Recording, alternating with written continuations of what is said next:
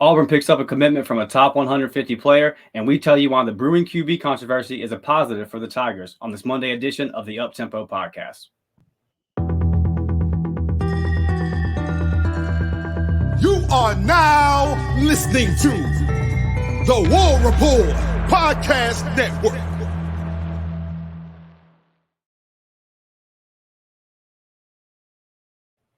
What is up, Auburn family? Happy Monday. 19 days, guys. 19 days till Auburn kicks off the season versus UMass. I'm your host, Dustin Smith, joined as always by my guy, Blake Lane. Blake, talk to the people, baby. What is up, Dustin? What is up, Auburn fans? First scrimmage down of fall camp. A lot of news to talk about. Big-time commitment. Hugh and the staff staying on point on the recruiting trail. A lot of excitement, a lot of buzz around campus and with this fan base. So I'm excited. I'm ready. Like I always say, I'm ready for September 2nd and the UMass Minutemen to get a tail whooping. So I'm excited, brother. I'm sitting here shaking because I'm so excited for football season. It's finally back, and I'm tired of watching NFL preseason already. Hey, I got some Tank Bigsby in, though. My guy, Seth Williams. Yeah. Did you see Seth Williams' route? Yeah. My guy got wide open on a good route. He's learning. Yeah. Seth Williams with a nice catch, man. Shout out to all our Auburn guys. Daniel Carson, I just was watching the Raiders game a minute ago. Just booting kicks like always. Didn't miss any of them. Our guy Daniel had a good day for the Green Bay Packers. Little brother Daniel Carson had a good day for the Packers. So, yeah, man, I'm like you. I'm already tired of it. Once you get down to, you know how much football we won. So once I'm Googling the quarterbacks, like, who is this guy? Once we're down to the fourth string here in some of these fourth quarters of these preseason games, it gets rough. But live football is back on your TV. Not going to complain too much about that, and it is nice to see.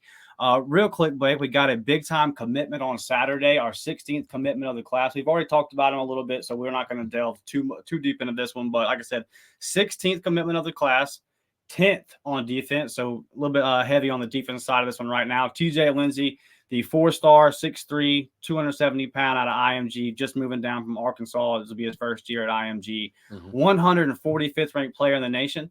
Last weekend, we signed another Rivals top 150 in Jalewis Solomon. So the blue chips just keep rolling in. He's a second addition down there on the defensive line. One thing that stuck out to me, obviously we talked about how when Big Cat came and his parents came, but he didn't because IMG was kicking off practice. If you saw his commitment video on social media, he committed over the phone with his parents standing right there with the coaches on Big Cat weekend. So we kind of knew when it was like, your parents are going, but you're not. We're at least very close, and you kind of felt like there was going to be some kind of silent commitment there. Didn't know exactly how that was going to work with him not going, but obviously we see now how that all came to pass. So he talked about how Jeremy Garrett was just a fun guy, and he said something that we've continued to hear, Blake. He said how genuine Hugh Freeze. That's what stood out to him. He said Hugh Freeze will tell you like it is. And he's just a real person. He doesn't sugarcoat anything. And if you go back to Walker White's commitment, because Walker was kind of like the first big guy in this class, right? Back when that happened, there was this whole thing where they were still kind of bringing up to him and his parents, Hugh's pass. And Walker said he's real about it. He's up front. He doesn't sugarcoat anything. And that actually makes us like him more. And you're continuing to see that. And then one thing for our pass it over to you, Blake, that I saw that I wanted to say about a quote from TJ Lindsey here. And this is coming from our guy Caleb over there at Rivals. Auburn is just a perfect fit all around. I feel like I had more opportunity here. Newer, fresher. Auburn is on the comeback. We're on the come up here. He's starting to get these guys to buy in. And the part that when they say the comeback, that means that they recognize what we were. You know, it's funny when some of these guys go to these games last year, a lot of recruits, Blake, were saying, that was crazy for a basketball school. That's something that was said several times by football recruits last year. A lot of these guys haven't seen Auburn be good in their life. And they come to Jordan Hare and they're like, whoa, I didn't know. Hugh's getting these guys to understand Auburn is a traditional powerhouse, but you can be part of something special and bringing that tradition back. So there's a tradition to build on, but it ain't where it needs to be. All these guys are starting to say that. And if you get a class of 20 or 25 kids to all come in with that mindset, damn, brother. I'm excited about this, and I know Coach Garrett took a little heat at the beginning, and people were kind of a little nervous of him getting that job there up front, and I think he's putting the critics to rest, right? I think he has done a fabulous job, and he's getting dudes, man, as you see it right there, 145th ranked player in the nation, and anytime you get guys like that, you know that you're going to have a top class. And you know that you're going to compete. All right. You're going to compete for championships. You're going to compete for a 12-team playoff. You're going to be in the thick of things. And that's what you can hang your hat on, right? And you know that Auburn's going to get back to the upper echelon of SEC play. It's going to take a minute, but they know, the kids know, the coaching staff knows, they know that we are going to get there. TJ Lindsey, an absolute freak, right? Another guy that we can just hang our hat on and say, hey, he's an absolute stud. You sent me the video of him going up the ladder, climbing the ladder, 2 hands, and sticking it at his highest point. And that is impressive. I think Torres on Auburn shared that one on Twitter and was like, this is our new commit that we got over the weekend. And insane, right? A guy that, a guy and on the D line and just going up and then just kind of walking with the swagger, like, hey, I can do that too. Okay. So I think you got a dude, you got a player, and as you see these guys starting to roll in, you know that you're starting to get the talent that Auburn once had when Auburn was in the race of the SEC West and going to Atlanta, Georgia to play in an SEC title game, or going out to Pasadena, California to play in a national championship game, or Phoenix, Arizona, Scottsdale, or whatever you want to call it out there. So we're getting back to that. We're getting back to that tradition of expecting Auburn to be great. And that's what I'm most excited about, is I can feel the energy around the coaching staff and around the fan base and even around the players. And I think, Dustin, I see guys like Simp on Instagram, and I see some of these older guys like Nehemiah and everything, and they're on social media and they're hyping these kids up. Because even though they've went through a bunch of crap at their time at Auburn, they want Auburn to be good, man. They want Auburn to be good. And they're sitting here saying, hey, we've been through 3 head coaches. All right. We've went through the ringer. We've had our losing seasons, and it's been pain. But we want this year to be different. We want this year, we want to leave our legacy here and say, hey, that 2023 team, they might not have won an SEC championship. They might not have went to a college football playoff, but they laid the groundwork. They poured the concrete, all right? Mm-hmm. They started the foundation of Auburn getting back to that point. And I've noticed that with some of the guys on social media, man. They're spreading love to these younger cats, and they're saying, hey, we're done after this year, but you be the ones to pick us up and say, hey, we've got you, dog. So when you come back 5 to 7 years down the road to watch a game, you can look up in the rafters and say, hey, man, when you walk into that $90 million facility and there's a banner hanging up there and it says Auburn national champions or SEC champions, you can say, man, you can always point back to that 2023 season and say, we started that. We started that. So that's what I'm most excited about, Dustin, is you're getting these kids that you can walk into a Georgia or an Alabama and you say, hey, we got dogs over here too. It ain't like the last 2-3 years where we walked in there and we said, hey, man, we might get run off the road right here. So that is it's a big plus for me. Yeah. One final thing on this here is he can play the 5, apparently. He can play the 3 technique, and he can play the jack. So super athletic guy. And you make, to your point that you just made, Simp and Nehemiah are never going to play a down with TJ. Mm-hmm. But it shows you, like you said, despite everything they've been through, that they care about the AU. Yep. And if you get young guys that are coming in that want to turn this thing around, that care about the AU, and your older guys care about the AU, mm-hmm. that becomes a thing. And you're not going to win if they don't. And one thing, I was on Instagram and talking about one of Simp's posts is Simp had a pick, all right, in fall camp. He had a pick. Who's the first dude he ran to give the ball to? Head coach Hugh Freeze. He ran straight to him and he said his comments after fall camp, after the scrimmage or practice or whatever it was, he said, the dude is different, man. He's genuine. He cares about us. He loves us. And that's something that we really haven't had lately. And he said, we're getting back to that. And I really care about that dude. And so these players are buying into what he's preaching, man. And when I'm telling you, you take a TJ Lindsey and he sees a guy like Simp who's been a player for us. All right. He's been a dude for us. He's been a highlighted guy for us on that back end and that secondary. And you just see that right there in him talking about this coaching staff. That's nothing but positivity out of this place, man. And that's what you love to see. Momentum on the recruiting trail for Auburn. Damn, doesn't that feel good? But Blake, we won't keep the people waiting any longer, man. We know what you're here for. We know what you want to talk about. We don't care about any other position on the Plains, baby. So Auburn, we have our scrimmage Saturday. And found out some interesting things, man. A guy, we'll get into this part in a second. I really shouldn't even say it, but a guy that hasn't played it down for Auburn, has a super fan club. But this is what you're hearing, man. So according to the way all the reports, and this is from everybody, that's what I want to point out here. This has been consistent. Yes, me and Blake both check with some sources, right? But it's consistent all the way around. From Auburn Live, from Auburn Undercover, from our guys at War Report, every network is reporting this same thing. That as far as Saturday went, Holden was number 1, Robbie was number 2, and Peyton Thorne was number 3. And it's funny to me to see the reaction, like we didn't just go through something like this with Zach Calzada. Now, a little bit of a different scenario.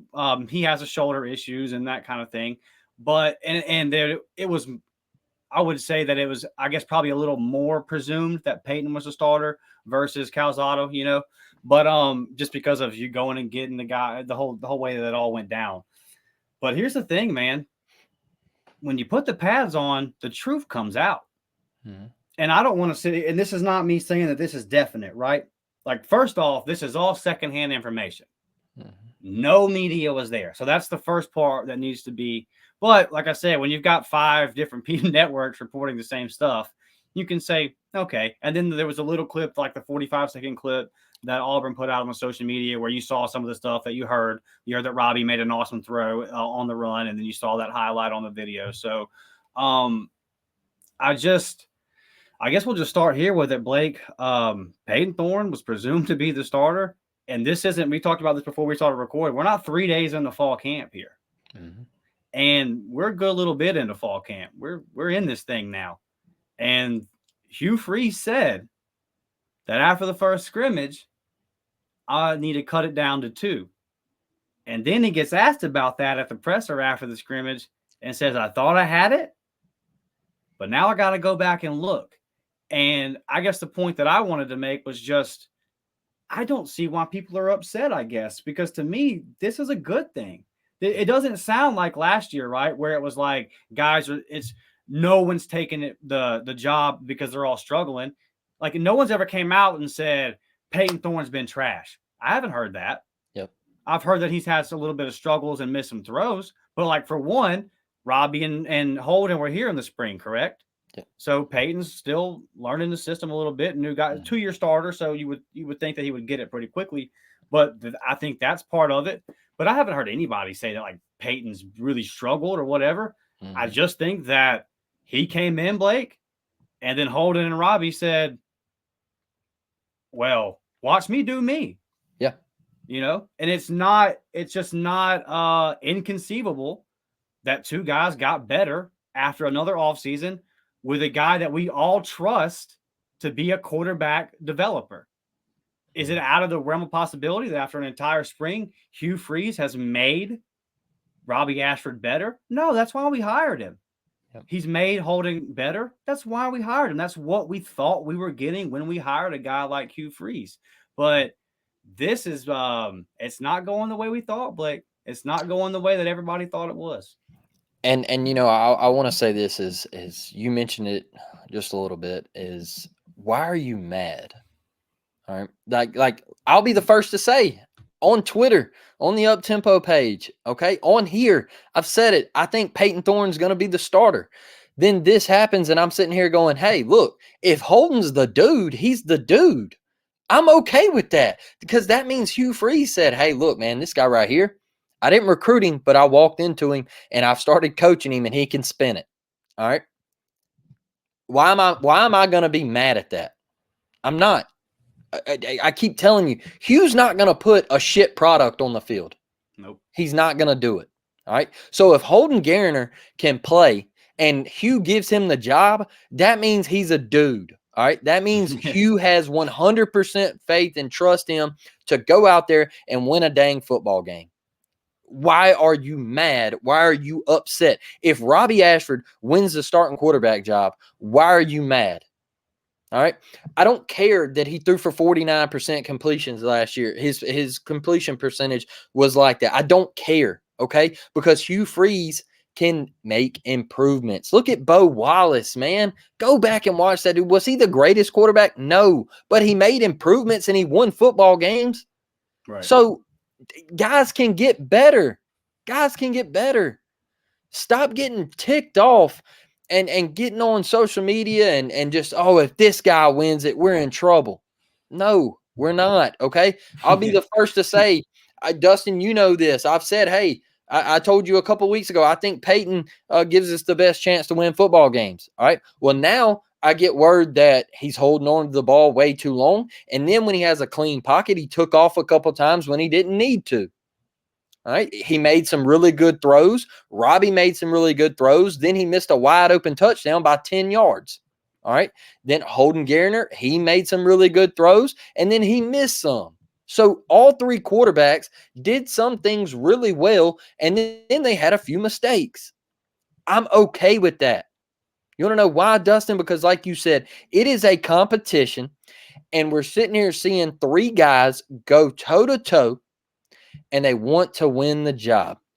Now, what happens when guys are in competitions and they're going toe-to-toe? People get better, all right?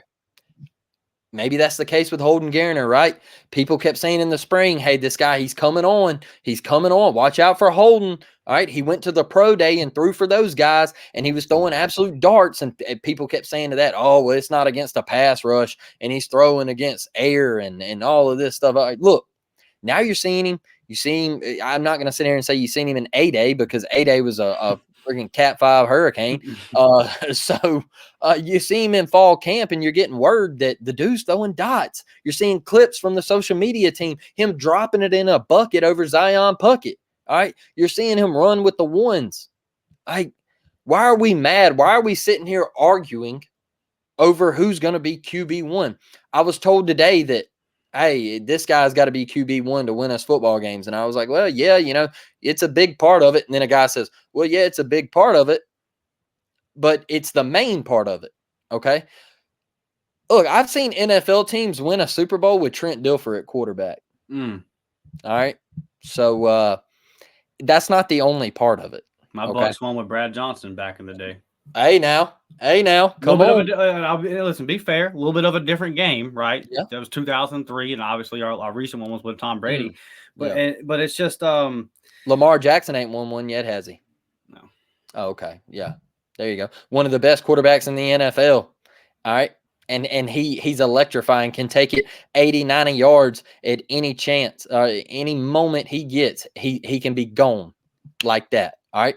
But he ain't won one yet, has he? No. All right. There was a 42-year-old Tom Brady that went out there that had lost all kind of arm strength. All right. But what did he have? He had a top-tier defense on him. His O-line was top-tier. Your Bucks, Dustin. Yeah, all right? Weapons everywhere. Yeah. Quarterback is a big part of it. All right. But it ain't the main part of it, dog. If we don't improve on the offensive line and we can't stop the run, we're in trouble, Dustin. If we can't get off the field on third down this year, we're in trouble, Dustin. Yeah. So look, stop worrying about who's going to be QB1 because we're seeing three guys battle it out. And like you said, man, that is the biggest thing to me, because you were hearing things last year like Zach Calzada is just absolutely trash. They were saying he's so far gone. Like, I mean, there was a clip that come out and it was just a little crossing route, and he threw the ball like 5 yards behind the receiver. And you were just like, man, something's going on. Like, what's up? Now, we didn't know the shoulder and everything. Right. We had kind of heard about it and everything, but you're not hearing that this year. You're hearing 3 guys battle it out.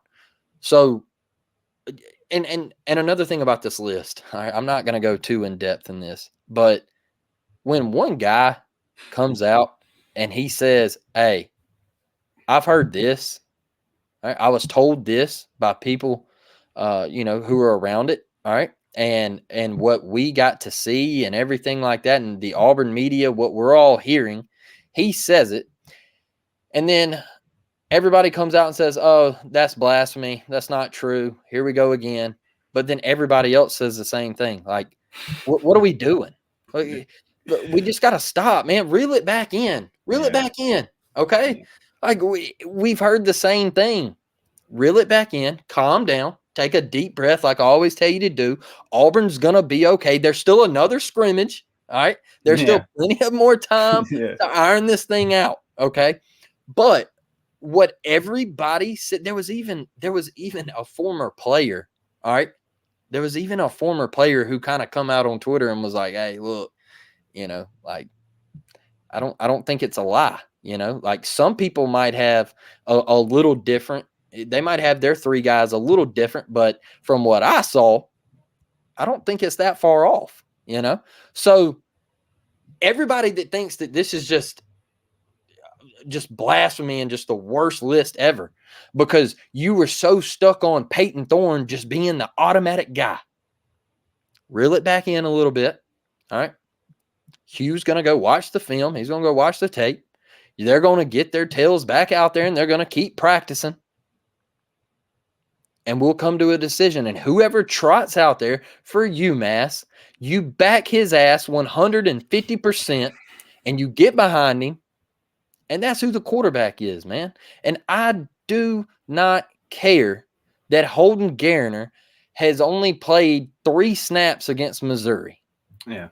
If he trots his tail out there, he's the dude. Yeah. It means he won the job. And the thing with experience is, like, it sounds really stupid, but it always blows my mind when coaches put such an emphasis on it. It's like, hey, how did the guy get that experience? Didn't he have to have his first start? Like, at some point, a guy's got to go.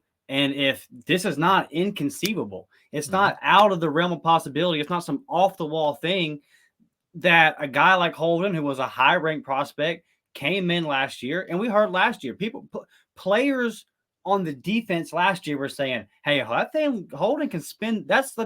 You've heard that from the jump. Holden can spin it. You've always heard that. That's why people picked him on the pro day, because they felt like the ball placement would give them the best chance to look right. Yeah. So that to me tells me, like, okay, he just got to get the other stuff ironed out. The leadership, and that doesn't mean he's being a bad leader. It just means he's 18 and he's a freshman. The leadership, being commanding in the huddle, the other things that it takes to be a quarterback. It's not an off-the-wall theory, man, that a high-ranked QB like that comes in, it takes him a year, and then boom, he's ready to go, and he's just that guy. And how long do we have to hear this, Blake? And I'm not saying Holden should be the starter. What I'm saying is this goes back to the spring. Since the pro day, you've heard nothing but positive things about Holden. So at some point, we have to say, if he's been the most consistent guy throwing the ball in camp, if he ended as the most consistent guy in the spring, well, I mean, what am I missing? I got one for you right here. All right. This is our rival. All right. Our most hated rival on planet Earth, the Alabama Crimson Tide. Okay. Mac Jones, how many games had he started in 2020? All right. 0. All right. He had to sit behind Jalen and Tua. All right. Well, let's go back to 2014. All right. They get a transfer in, Jake Coker from Florida State. And everybody under the sun in that fan base is Jake Coker's the guy. Jake Coker's the guy. All right. He's going to be the starting quarterback. Nick Saban says, nah, man, we're going to go with this cat, Blake Sims. And everybody's like, huh? Blake Sims was a running back, started his career at Alabama as a running back, all right, and had one of the most prolific seasons in Alabama history, was tossing that baby all around the yard, all right, put up 55 on us and Bryant Denny. Okay, he did throw 3 picks in the first half, but played lights out in that second half. And we can even go back to 2009. Look at Greg McElroy, all right? 0 starts in 2008. John Parker Wilson was throwing that thing in 08. They come in 09 and Greg McElroy leads them to their first national championship under Nick Saban. So stop with I don't want to hear, oh, well, Holden hadn't played a game yet and Holden don't have the experience. I just gave you 3 guys right there, man. Greg McElroy, national championship. Blake Sims lost to the team that won the national championship in the semifinals of the 14 playoff, the first ever 14 playoff. He just ran into a superior, talented Ohio State team, one of the best teams that we have seen in a long time. All right. And they just had a third string quarterback that had a damn rocket launcher on him and could make any throw on the field. All right. And then you go to Mac Jones and he set records at Alabama, had never been a starting quarterback. People were sitting there going, Mac, why don't you transfer? Why don't you transfer? All right. Comes out, sets records. So I don't want to hear that. It's a lazy excuse to me. It's a lazy take that, well, Holden, he just, he ain't never played before. The guy, you can tell he's got elite arm talent. I sent you that video, that clip of him dropping it into a bucket. And I said, Dustin, I sent you the little eye emoji. I said, this cat can spin it, dude. Look, if he wins it, I'm going to back him 150%, bro. Yeah. Again, like another part of this too is he's got the most eligibility of the 3. Mm-hmm. So if he wins it, you're looking at a guy that could be a 2-year, 3-year starter. Why wouldn't you want that? Like that ain't a bad thing. And the thing too is, Blake, either way, Robbie's going to see the field. That's the part of this. So it's really like, and Robbie is in this thing, okay? Make no mistake about it. Robbie's improved everything he needed to improve off the field. And I'm not saying he's ever going to be the best at short and intermediate routes, but he has improved. And one thing I want to point out about on this Robbie stuff too is people just put it in their mind that, okay, he's a good runner, and then they don't pay any attention to it. Mm-hmm. Quit discounting what Robbie can do with his legs. A first down is a first down. It don't matter how you get it. It does not matter how you get it. Nick Marshall proved that. Another guy who was a DB and we won an SEC championship with, to the experience point at quarterback, right? You put a DB in there and won it. If you put a good system around the guy, which Hugh Freeze has a long history of doing, every team he's ever joined, we did an episode about it about 3 weeks ago. If you haven't watched it, go back and watch it. We laid out statistically every year, his first year, where he had gone, the numbers jump significantly. He won games last year, went into Arkansas, who waxed us in our stadium with significantly less talent, and won with like his 3rd string quarterback. Mm-hmm. So to me, I just see 3 guys that are playing at least average. I feel comfortable saying that. And our QB play last year, we could all say is below average, correct? Yep. So on Robbie, let's say Robbie turns it up to passing to average. Let's say he improves to around 57 to 58% completion off of the 49 of last year. Mix that in with his legs. Can you not win the game like that? Let's say that we struggle to get pressure on quarterbacks and we struggle to stop the run. Could you not control the run game with Robbie Ashford at quarterback and run the clock? This is a team game. Sometimes you might have to set your team up based off of other units and how they play.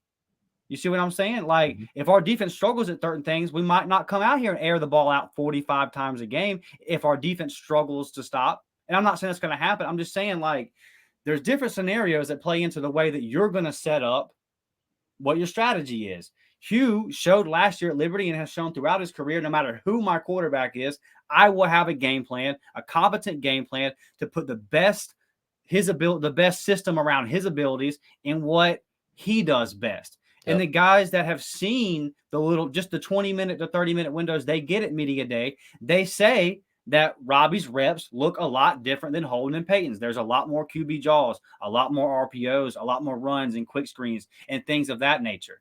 So if Robbie can just get to average on these short and intermediate passing. What he can do with his legs cannot be discounted. I think the thing that's weird to me, Blake, and I want your thoughts on it, or when I read, why is it perceived different? And I'm not making any assumptions here. I'm genuinely curious on this. Why is it perceived different when they say Peyton Thorne missed some short throws and then Robbie missed some short throws? Because when people say that Robbie missed some short throws, they go, he's missing short throws still. Well, he's always going to miss some. For one, it's never going to be the best part of his game. It's just not. He can improve it, but it will never be his strong suit. But why when you see, well, Robbie missed some, do you go, and then when you see Peyton, you're like, like I don't get that. Missing short throws is missing short throws. And I guess it sounds like I'm being hard on Peyton, and that's not it. That's not it at all. Full disclosure, and I've said this many times, it's nothing new. You know this. I want Robbie to win the job. Mm-hmm. I'm not running away from that, okay? Yeah. But I feel like I've been pretty unbiased in the way that I've always said I think Peyton Thorne's going to win the job. I still am not ready to move off that position. Yep. But I am not as firmly on it as I was at the start of fall camp, right? Like definitely stepping back and saying, whoa, okay. Yep. But yeah, I want Robbie to win it, and I've been open as to why. He played for us last year when we had a guy that refused to go in because of he didn't want to burn his eligibility. You got to look out for yourself, I guess. But man, I'm just old school and Jesus, man. We had guys out there last year putting their self on the line when they didn't have to in a really meaningless season, and you just didn't want to go in. And Robbie had to play with a bum shoulder where he couldn't even feel how he was throwing. So I'm just going to fall in love with a guy that plays hurt, that has already played for us, to put it on the line. I think that's reasonable to say I'm pulling for Robbie and Holden more than a guy that hadn't played for us yet, just because as a fan, I have a relationship with the guys that have already been on our team. If Peyton Thorne wins the job, like you said, 100% back him. I'm not like a Robbie Ashford truther or the leader of the Robbie Ashford fan club, right? That's not what it is. I have a preference as a fan, and then that's that. Like, if he doesn't win it, cool. I'm not going to freak out. I'm not going to claim certain biases or this, that, and the other. I think the weird thing to me, dude, was the comments where people were like, if Robbie's our guy, that's it. We can't win. Like, what are you talking about? You don't think that we can, a guy can improve? Listen, dude, everyone loves Jason Campbell. Yeah. Everyone loves JC. He had a couple of years at Auburn that weren't all that. Okay, he got pulled from some games. He got pulled for some big-time games. He lost his job a couple times. Mm-hmm. Al Borges came in, put a system around him that showcased his talents, and he spends a decade in the NFL. Mm-hmm. That's what competent coaching will do for you. We've got that. This quarterback room is going to be fine, whoever it is. And if it's Holden, you've got UMass. I mean, you talked about this off air. At Cal's a nice little road test for a first-year starter.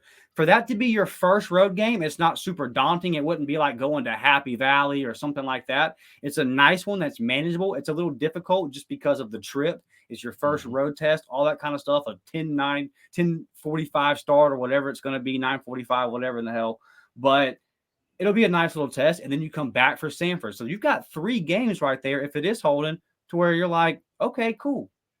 And we know we're going to see Robbie regardless. With Robbie, it's just about if he can win the job. So, yeah, I guess to kind of put my bow on all this, I just think that the reaction was weird because I look at it and say, wait a minute. Holden's improved. Robbie's improved. And that doesn't mean that Peyton's playing bad. It just means that Peyton was at this level. You thought Robbie and Holden were here, and now you put the pads on, and it's a little bit close, and we'll find out. That's only a positive. No other position. If this was receiver and you were like, man, we don't really know yet because guys are all kind of doing their thing, you wouldn't be freaking out. And I know that quarterback's different. You want to have a guy. I get all that. But having multiple quarterbacks is great. And do you think that whoever our QB is going to play the entire season? The stats say that he won't. That's just the reality of the situation. What was it? Mike G always says the stats. I forget it off the top of my head, but it's like 8, 9, 10 teams last year, right? In the SEC had to play a backup. Yep. So odds are your starter's not going to play every single game anyway. So there's no reason to be anything but excited about the way this QB race is going. This is a good thing. The floor has raised significantly, and you've got 3 guys now where I'm like, you can win ball games with that cap. Yeah, let me tell you something like that right there is to put my bow on this is speaking of bows, let's go out west and look at what happened to Oregon last year, Dustin. They were in the race for the college football playoff. After getting shellacked by Georgia, Bo and them get hot, right? He gets hurt. He misses the Washington game. They lose. All right. They lose at the very last second, right? You come down to the final possession. They go on the next week to beat Utah. You want to know why? Because they had a quarterback room, a guy that was sitting behind Bo that is a 5-star talent. The Thompson kid, I think that's his name or something like that. But he's an elite talent. He's beyond his years, and they say he's ready. Like after this year, once Bo leaves, they say he's ready. So then, they were prepared to go in and knock off Utah. They were set to go be. I think they would have played USC in the Pac-12 championship, but they lost in the fourth quarter against Oregon State in the Civil War game.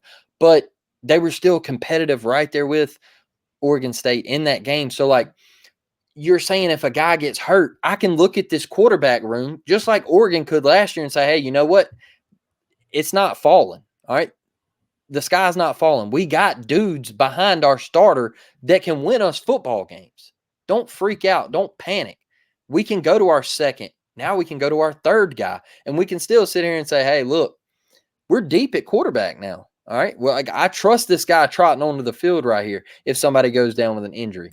So my thing about Robbie, man, is like, I don't hate Robbie, and I don't get where all of this comes from.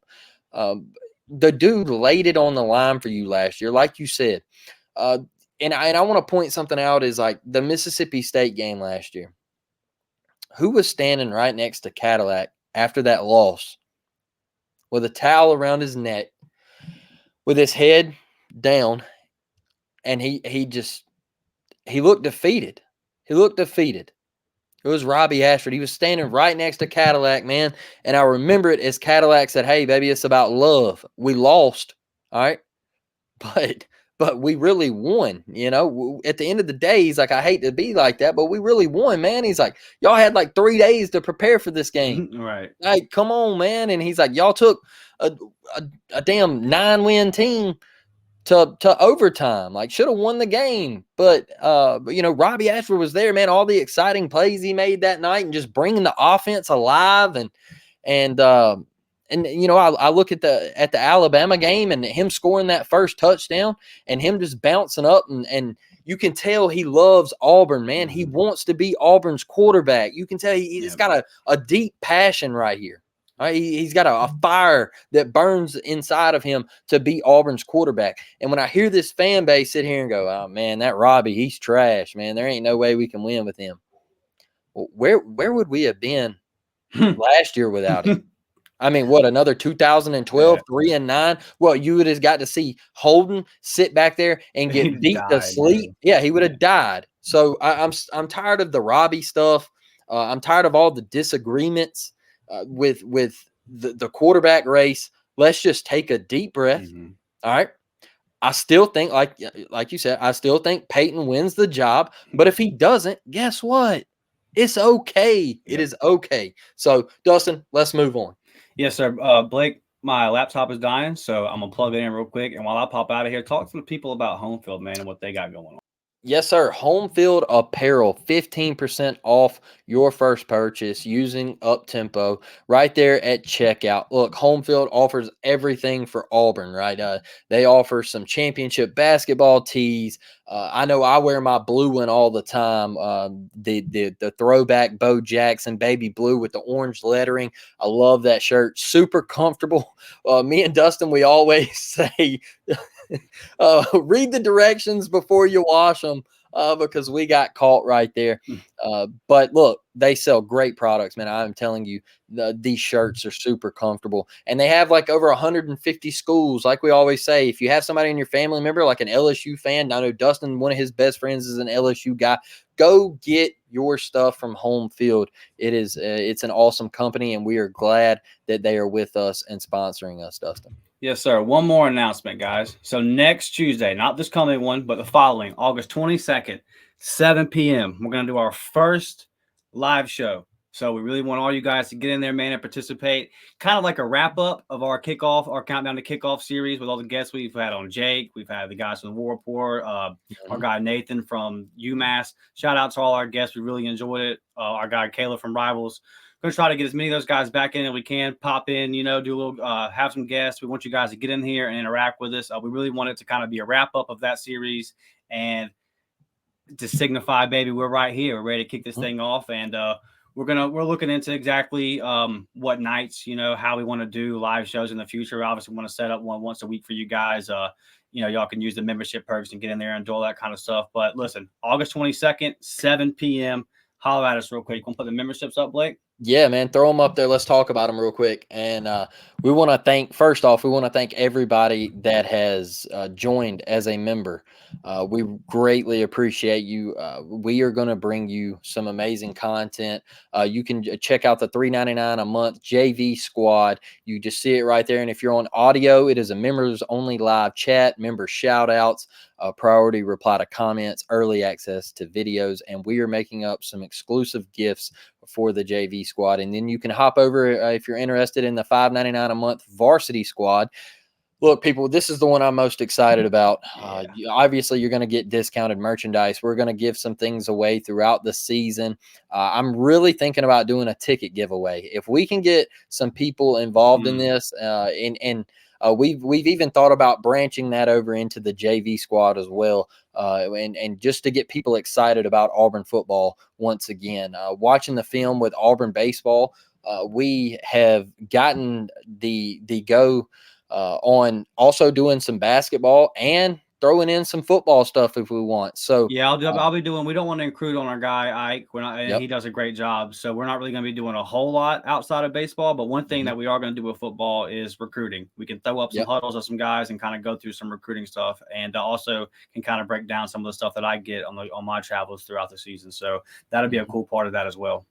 Yeah, and then the gameplay with you. Look, Madden's coming out, NCAA's coming out next summer. And look, if you join and you want to play video games, send us your gamer tag.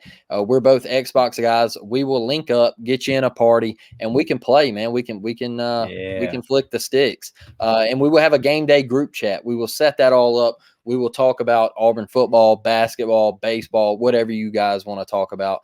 And we will get that going. And the biggest thing, the one thing that I'm most excited about with the varsity squad is the recruiting update videos.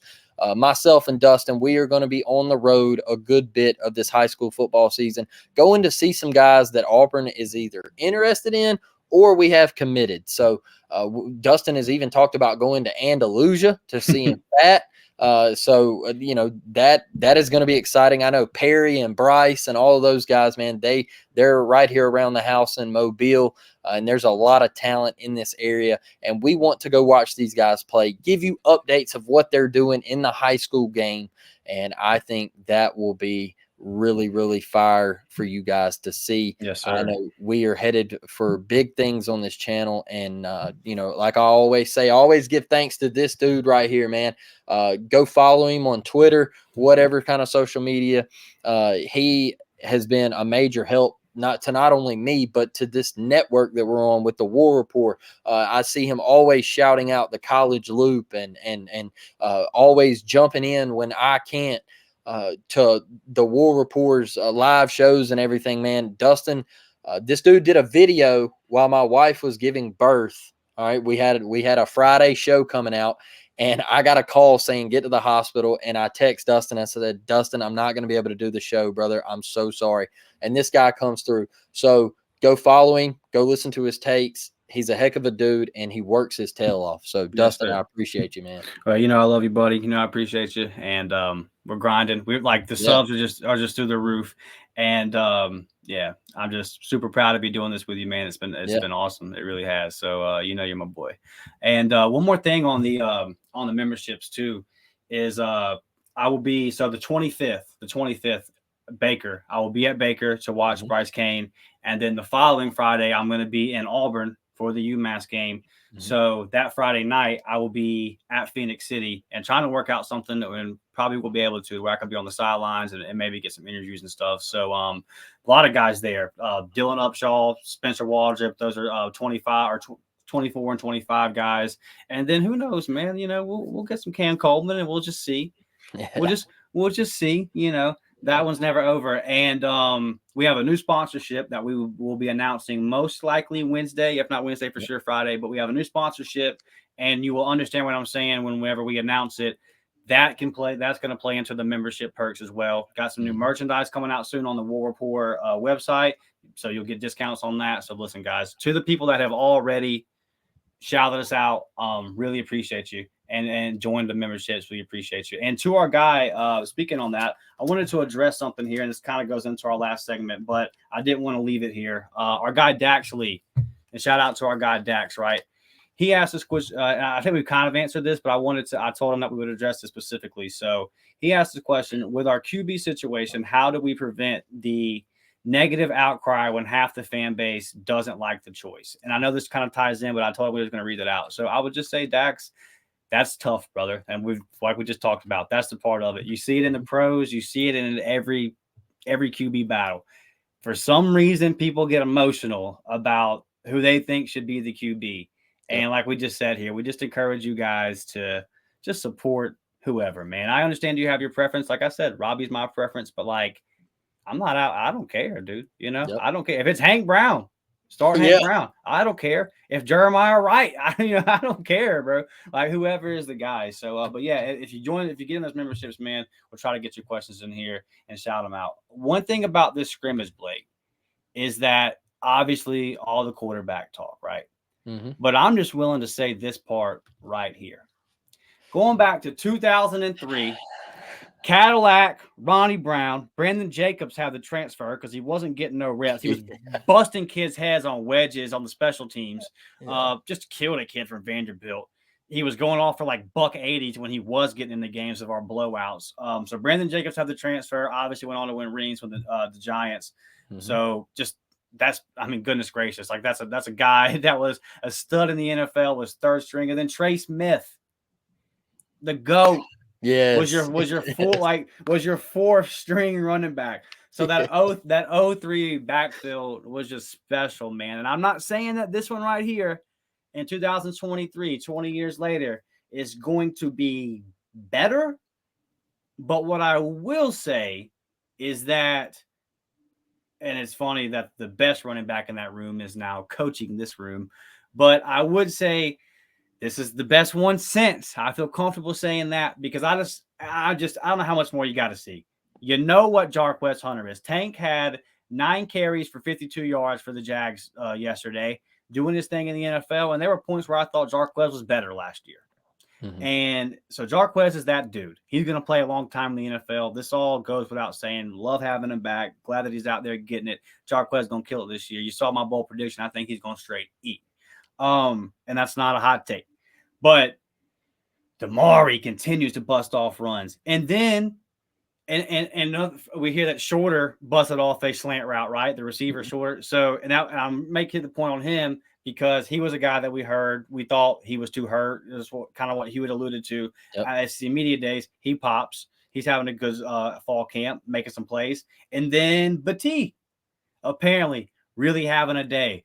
And having a hell of a camp. And by the time this goes up, I believe the fireside with the running backs will have gone up. I think the boys are posting it at 8 in the morning, and obviously we debut at 10.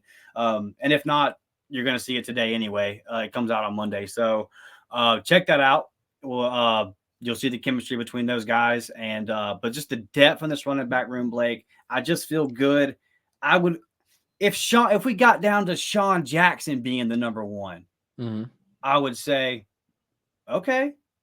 Like I really wouldn't be worried about it. So I am just at this point with this running back room where I'm starting to think like I've already said I think you can win with all three of these quarterbacks, and this is part of it.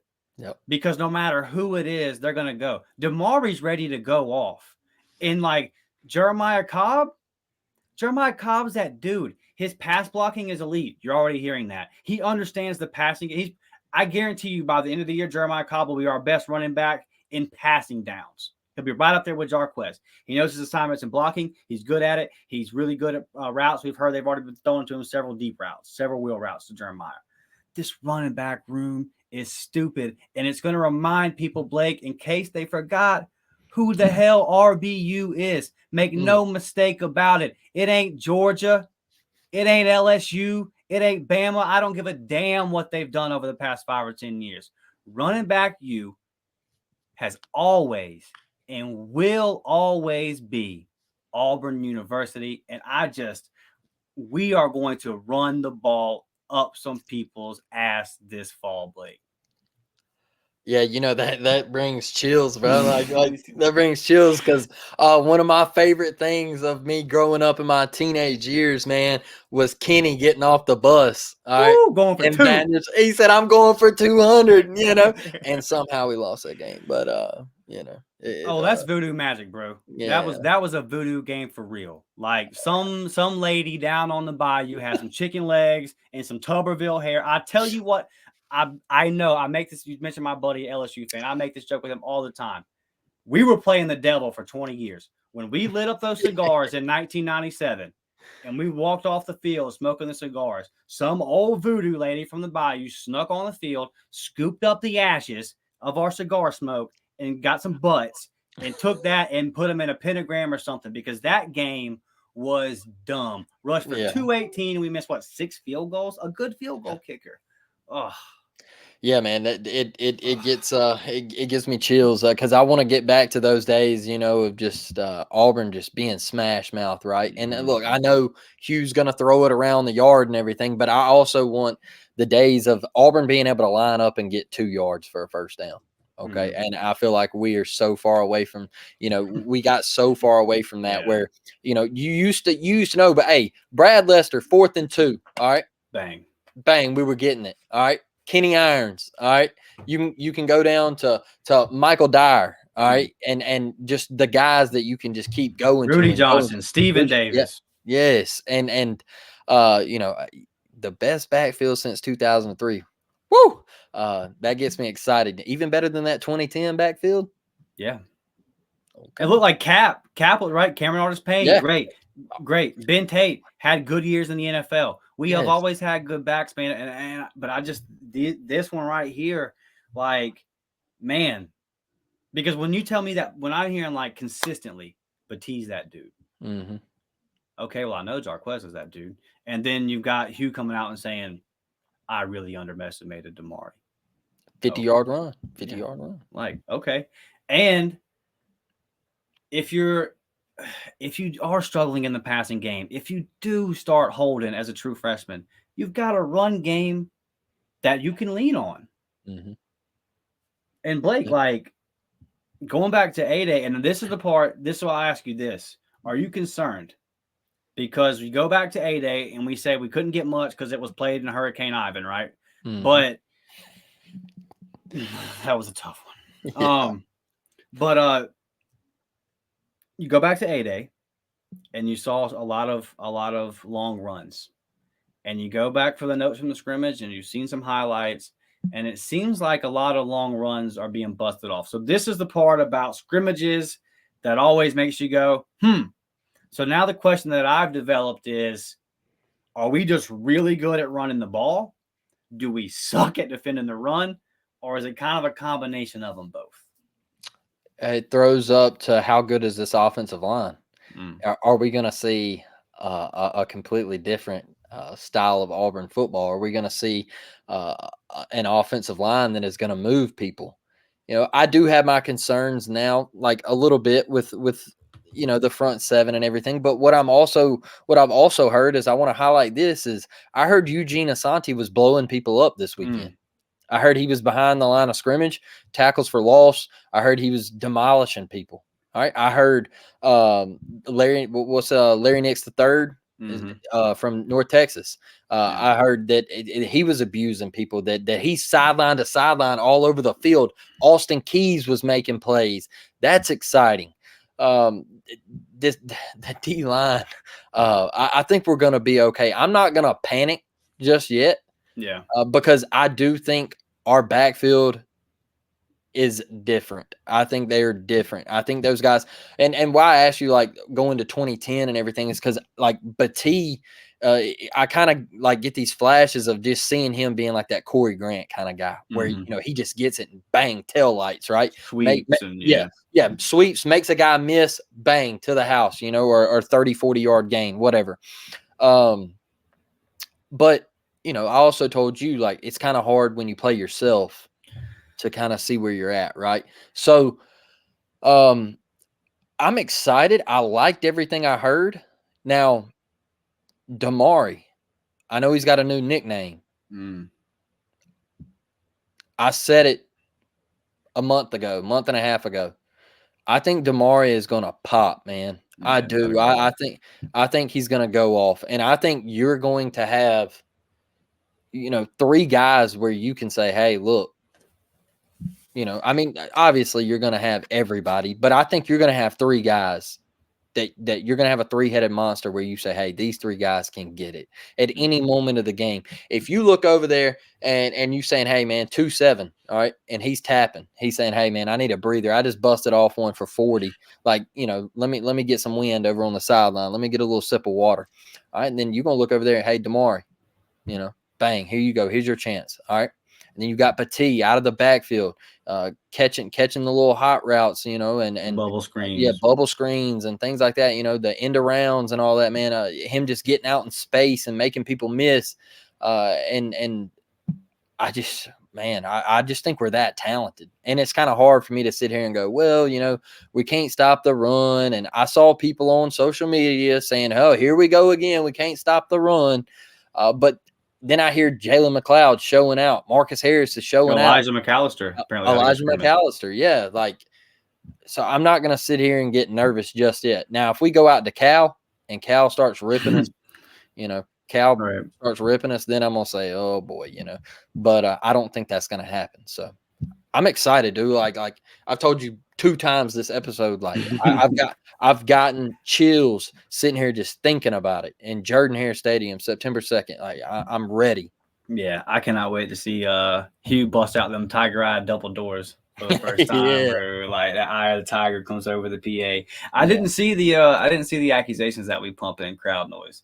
That's pretty funny. Go to the Mississippi State thread that I commented on about how they were the 3rd best atmosphere in the SEC. Bro, get out of here. I don't ever want to see that again. He said, well, you must not have been to a big game there. All right. Look, I've been to a Mississippi State Alabama game there where you were supposed to go head to head with Alabama. All right. And Calvin Ridley's out there snatching ankles. All right. And it just wasn't intimidating. It's not an intimidating atmosphere. You got to ring a damn cowbell to get people excited up there. Sorry. Hate it for you. Not. Tell you something else that I kind of concerned me. You seemed a little frustrated with Cam Brown's lack of eligibility. He said Cam basically hasn't practiced since I started here. We need Cam Brown to practice. Yeah. We need Cam Brown. He's probably one of the, as far as just pure talent, maybe the best guy we have in that room. We'll know more about that after this year. But from what we know right now, we know Cam Brown's a dude. We know all the potentials in the world is there. The good thing is none of them are serious right now. Apparently a hamstring is nagging him. But you got to get that fixed. Yep. We got to get that worked out. I would like to see Cam out there at some point when you hear about guys like Shorter and Shane Hooks making big plays, Martiner making a big play, right? Those are big body guys that do what Cam's supposed to be doing. So he needs to get out there and get his reps. Good for Nick Martiner. Yeah, that's a weird one. I'm glad you said that because I want to make this point too. At the end of the day, we're not there. And in like the scrimmage Saturday, nobody was. Now I feel pretty good when like we have certain people that are at the media window that are texting us, telling us what they're seeing, I feel pretty good then in saying, okay, this is what it is. But a situation like Saturday, when you're just getting secondhand information, take it with a grain of salt anyway, because Nick Marner, I've heard from some people that he looks lost. And then I see him catching touchdowns and running with the one. So it's like, where's the truth here? So, Yeah. you know what I mean? So I'm hearing things that are completely opposite of what is, so that's part of it too, man, is at the end of the day, it's just sources, and guys are seeing like little windows, and you don't know what Lion Hugh might be showing something to throw people off or this, that, and the other. I think we know by now that Hugh's a paranoid guy. I mean, they said we're canceling the viewing media window for the scrimmage because it's going to be raining. We're moving indoors. And then I see the highlights today from the little Twitter video, and it seemed like it was sunny and that they were outside in Jordan-Hare Stadium. So I just think Hugh is a super paranoid coach, just like Saban, Kirby Smart, and all those guys that are really good are. One more thing that I got wrote down here that stood off to me, Blake, was Rivaldo Fairweather is eating. And that is not surprising to anybody. Rivaldo is going to go for 500 plus, 5-6 TDs this year, dude. Going to be unbelievable. Blake, any final thoughts when we get out of here, brother? Jalen Simpson, Nehemiah Pritchett, that secondary. I want to see a big year. All right. And I think everybody is on that boat as well. DJ James, I talked to an Oregon beat writer about him, and he said, hey, look, he said, anytime you want me to come on the show and talk DJ James, he said, I would more, he said, would be so excited to come on here and do that for you. He said, because the kid was a heck of a player for us. He said, I'm so excited to see him down there and doing great things for you guys. And so, I just want to keep pumping out that train and that movement of those guys, and just how they have been through so much in their Auburn careers, like I said earlier. And I want to see those guys succeed one more time. This is their last go, people. This is their last go. Like DJ's going to go to the NFL, okay? Like Nehemiah and Simp and Zion and all. This is their last go. Like, go have a year. Go let Auburn be good to them boys for one time. They've been through the ringer. Yeah. All right. DJ was with us last year. He didn't get off the year that he wanted, right? Statistically, yeah, he was great, but he wanted to win more than 5 games. Yeah, he wants to go to a bowl game. Yeah. Like, be good to these boys this year, man. Like let's make something happen in that secondary, being one of the most talented groups on this team. I want to see those guys eat, and that is my message to each one of you, is this is their last ride. This is their last go. Jarquez Hunter, this is his last go. All right? I want to see these guys eat, man. I want to see a heck of a year from them. We're getting so close to kickoff, and I just want to see them get over the hump against Alabama, and it's a 3-year losing streak. Yeah, I want to see us get back over the hump, dog. Like, I'm tired of. I don't want them to be holding up see all that. No, for sure. What did Luke Dill say on the fireside the other day? He said, "I've never beat Georgia." Yep, never beat Georgia. You don't want seniors graduate from Auburn that have never beat Georgia. That ain't it. Yep. So some of these things, bro, it's time. Yeah. It's time to change. And like Josh Aldridge said, they gotta play you. And like you've been saying all summer, it starts with that mindset. Yep. At the time of recording, man, 762 subs. So, coming up on that goal, man. Coming up on that goal underneath 240. You guys are watching. The views mean everything to us. I got 5 or 6 DMs from you guys this weekend just saying that you like the show. Like, cannot say enough about it. Love you, man. Appreciate all you guys. The support means the absolute world to us. We're not just saying that. If I don't get back to you right away, if we don't get back to you right away in the comments, busy. Like it's jumping, but we try to get back to you. And Dustin, I know we've said it multiple times, but we started this thing with over a cell phone and a laptop. All right. I got Dustin. He DM'd me one day, and that's how I said, yeah, man, sure, I'd love to have you come on. We started with a cell phone with crappy audio over a laptop and just straight linking it up to audio. And that was it. There was no YouTube. We started YouTube this year, and we've already grown this much. Go smash that like button for us. Go share the YouTube link to a friend. All right. That helps the algorithm.